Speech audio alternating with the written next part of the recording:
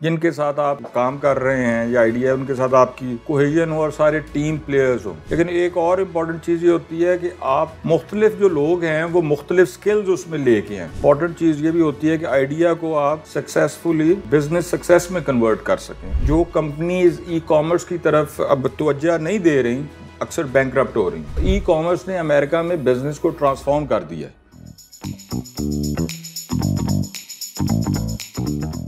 बिस्मिल्लाहिर्रहमानिर्रहीम। मेरी तरफ से आप सबको अस्सलाम वालेकुम।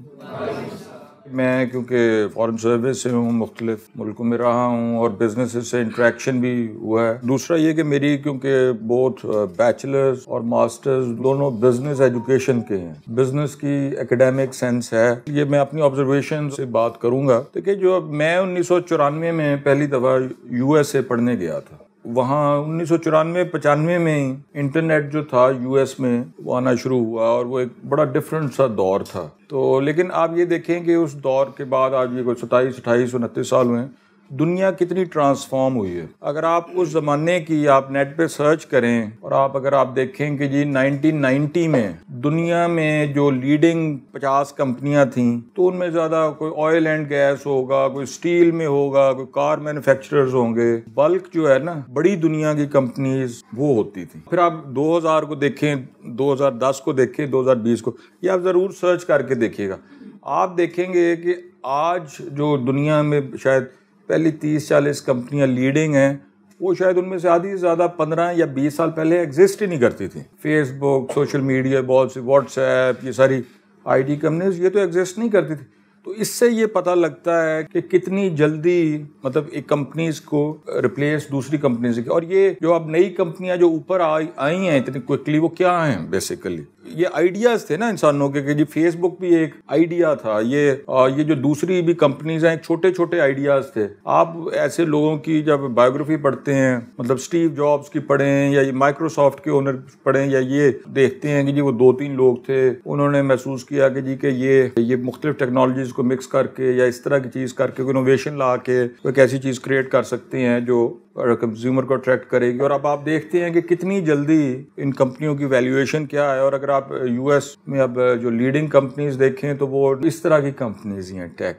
तो ये सारे स्टार्टअप से ये आइडियाज़, ये जो रिसेंट जो बड़ी दुनिया की कंपनियां बनी हैं, ये जनरेट हुए हैं। तो वो ठीक है कि उन मुल्कों में चलें, एक एनवायरनमेंट ज़रा यूएस में ज़्यादा फ्रेंडली है बिजनेस स्टार्ट करने के लिए। सबसे बड़ी बात तो है कि देखिए, जब आपको आइडिया होता है, बहुत जितना मर्जी अच्छा आइडिया, उसकी कमर्शियल सक्सेस होना एक और बात होती है। इम्पॉर्टेंट चीज़ ये भी होती है कि आइडिया को आप सक्सेसफुली बिजनेस सक्सेस में कन्वर्ट कर सकें। उसमें मुख्तलिफ स्टेजेस हैं, मतलब जो आपको आइडिया, उसके बाद जो आप टीम बनाती हैं, मतलब ये टेक भी हो सकता है, कुछ भी हो सकता है। और उसमें जो एक बड़ी इंपॉर्टेंट चीज़ है जो मैं समझता हूँ कि पाकिस्तान में शायद उन चीज़ों पर इतना फोकस नहीं करते। स्टार्टअप कल्चर पाकिस्तान में पिछले कुछ साल में पॉपुलर हुआ है। देखिए, इसमें जो टीम होती है ना, आपकी जो टीम प्लेयर्स होते हैं, हर कोई उसमें आइडियल चीज़ ये होती है कि एक तो वो जो जिनके साथ आप काम कर रहे हैं या आइडिया उनके साथ आपकी कोहेजन हो और सारे टीम प्लेयर्स हों।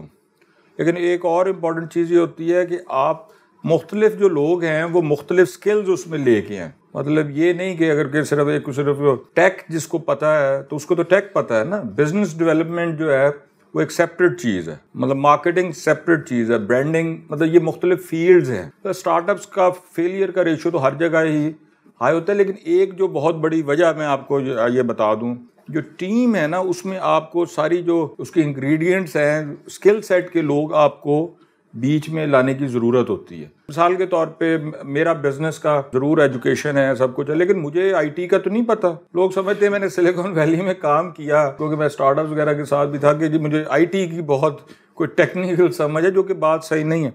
मुझे बिज़नेस की ज़रूर समझ है क्योंकि मेरी एजुकेशन है बिज़नेस की।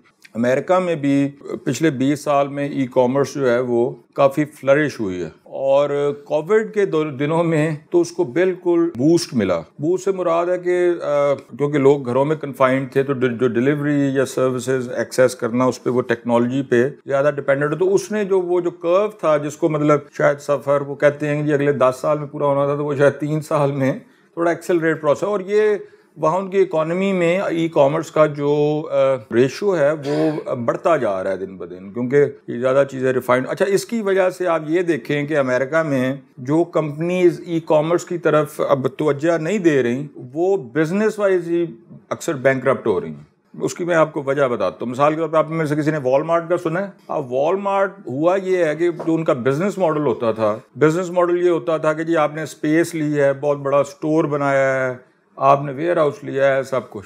ई कॉमर्स से ये हुआ है कि भाई नए बिजनेस मॉडल से अगर आप वो स्टोर के बगैर ही ऑपरेट कर रहे हैं, रियल स्टेट की भी एक कॉस्ट है ना, तो वो कंपेटिटिव ज्यादा होगा। ये इनोवेशन है ना, ये आइडिया है मतलब। तो इसीलिए अब जो बहुत से स्टोर्स हैं वो भी ई कॉमर्स की तरफ जा रहे हैं, और डिस्प्ले जो है बड़े स्टोर्स की, वो कहते हैं कि जी कस्टमर ज्यादा से ज्यादा ऑनलाइन, क्योंकि वो compete करना उनके लिए अपने कंपेटिटर से मुश्किल है। तो इसी तरह मैं ये एक और बात बताऊंगी, जो बैंकिंग है, अगर आप पाकिस्तान में एंटर हो बैंक में आपको बहुत लोग मिलते हैं, स्टाफ भी। मैं हॉलैंड गया तो हॉलैंड में भी मैंने पोस्टिंग की है LA से पहले। वहाँ चेक बुक भी नहीं होती है आपके पास, कार्ड से ही आप काम करते हैं और आपने खुद ही वहाँ डिपॉजिट करना है सब कुछ। तो और अमेरिका में भी मैंने देखा कि वो अब बैंक्स की भी कोशिश होती है कि आपका फिजिकल कॉन्टैक्ट कम से कम हो, आप ऑनलाइन फैसिलिटी, क्योंकि उनको उससे उनकी कॉस्ट होती है और वो कंपेटिटिव है। तो ये सारी ट्रांसफॉर्मेशंस हैं बिजनेस। जब एक बिजनेस जो है, मिसाल ये जो मोबाइल फोन है, इसमें आप देखें तो इसने पता नहीं कितनी चीजों को रिडंडेंट कर दिया। तो मेरा ख्याल है कि जब से मैंने मोबाइल फोन लिया,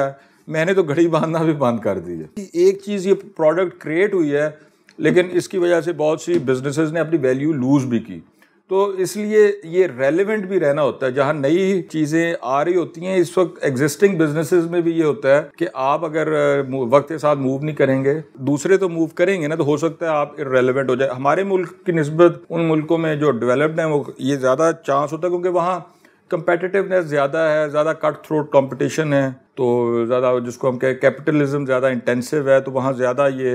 ई कॉमर्स में मैं आपको एक बात बताऊँ, जो एक इंटरेस्टिंग स्टैटिस्टिक है। मुझे 2 साल पहले अमेजोन वालों ने बताया था, चाइना जो है तकरीबन 60 से 70 बिलियन डॉलर की एक्सपोर्ट 2 साल पहले का ये फिगर है, सिर्फ अमेजोन प्लेटफॉर्म से कर रहा है। ई कॉमर्स ने अमेरिका में बिजनेस को ट्रांसफॉर्म कर दिया है। अब इसी तरह IT में नया कॉन्सेप्ट जो वर्क फ्रॉम होम है, अब उसकी वजह से बहुत सी कंपनीज हैं वो अब ये प्रेफर कर रही हैं, क्योंकि कोविड के दिनों में वो चीज़ ज़्यादा लेजिटिमाइज भी हो गई कि एज ए कल्चर भी एक्सेप्ट कर लिया गया है कि वर्क फ्रॉम होम।